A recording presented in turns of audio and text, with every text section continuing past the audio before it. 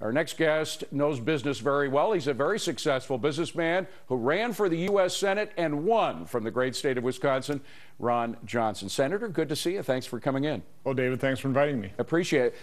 Congressman Capuano, now, again, we haven't heard his explanation of what happened, but for anybody to call for blood in the streets, and for Richard Trumka, a union leader who in the past has called for violence, and in fact, we've seen violence as a result of some of the things he said. What do you think of this? Well, there's no reason this can't be a civil debate. And I think that's certainly, I'm here being civil. I think Governor Walker and the Republicans in the Wisconsin Senate are being very civil about it. These are serious issues. The November election was about the out-of-control spending and debt, both in a state level and the federal level.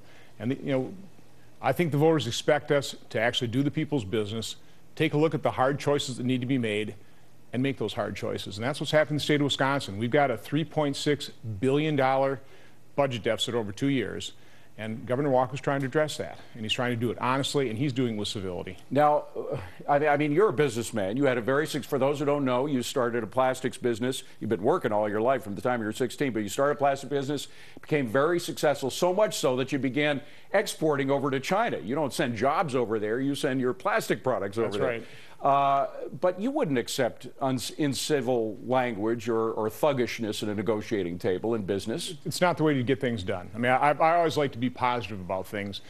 I like looking at facts and figures. I like seeing what is the real problem here, and how do you actually resolve that problem. And I think the primary point that we need to make in Wisconsin is that the local governments are really going to be under a lot of pressure. And I think the attempt here is to give those local governments the flexibility so that in the end, when they're trying to balance their budgets, they don't end up with just two options: laying off workers or simply having to raise property taxes. I think you put your finger on it, though, which is what all this is about. What unites both the state issues and the federal issues are getting Americans back to work. And how you get Americans back to work. You don't do it by spending more government money. You don't do it by raising taxes and sending businesses elsewhere. No, and you are right. The solution to all of our problems is growth. And the real quandary is, how do you get growth when our government has so overspent and incurred so much debt? From my standpoint, that is why the spending issues looms so large, because we've got to show the American people, the consumers, the businesses, a credible plan for getting spending and debt under control. Well, what is that plan?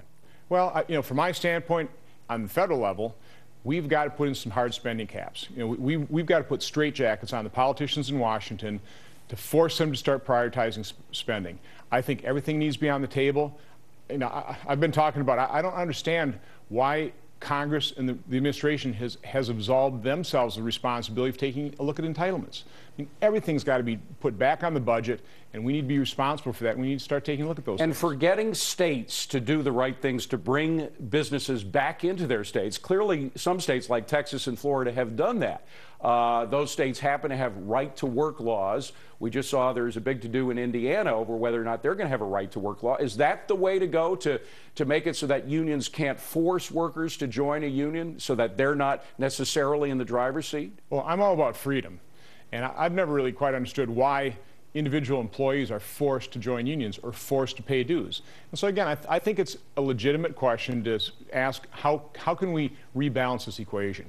And particularly when it comes to public sector unions, the taxpayers should be represented at the bargaining table, and right now they're really not, and that's not fair, and it's not good for government. Should the federal government have anything to do with what is happening in these state discussions? Should the president, from the president chiming in on the situation to perhaps the Democratic National Committee actually supporting one side of this debate? No, these are state issues. The federal government has a big enough problem on its own hands. The president of the United States needs to show the type of leadership that the governors, like Governor Walker, is showing within the states. Get serious about this, and that's the most disappointing thing about his budget.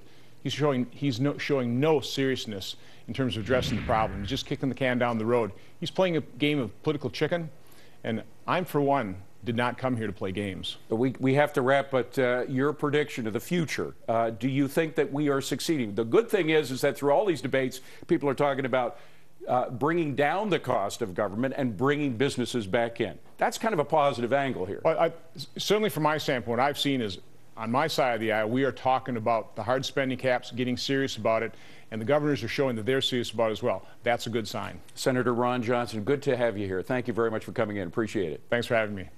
Now,